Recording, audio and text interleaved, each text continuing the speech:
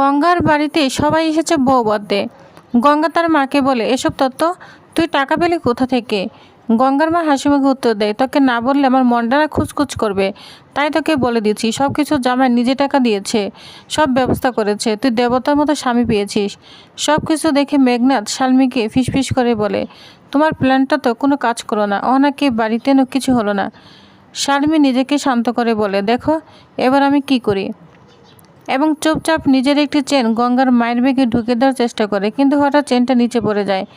শালমি দ্রুত পা দিয়ে চেনটা সরিয়ে আবার তুলে বেগে ঢুকিয়ে দেয়। এই মুহূর্তে গঙ্গা শালমিকে তার মায়ের পাশে থেকে একটু খটকা অনুভব করে।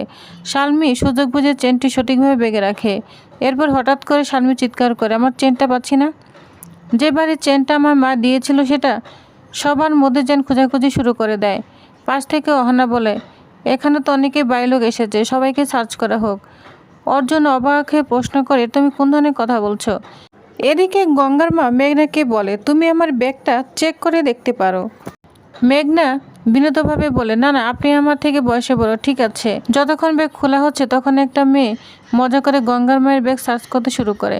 হঠাৎ ব্যাগ থেকে সোনার চেনটা বের হয়। গঙ্গার মা তো হতবাক হয়ে যায়, বলছে, দেখো এই কাজটা আমি করিনি, গঙ্গা আমাকে বিশ্বাস কর।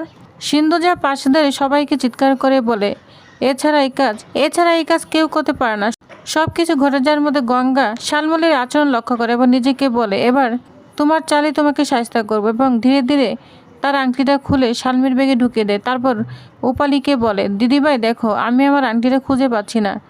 যা দেখে সবাই তো চমকে যায়। তো টিভার্স তার নেক্সট আকর্ষণীয় পর্বে কী হতে চলেছে জানতে অবশ্যই আমার সাথেই থাকুন। ধন্যবাদ।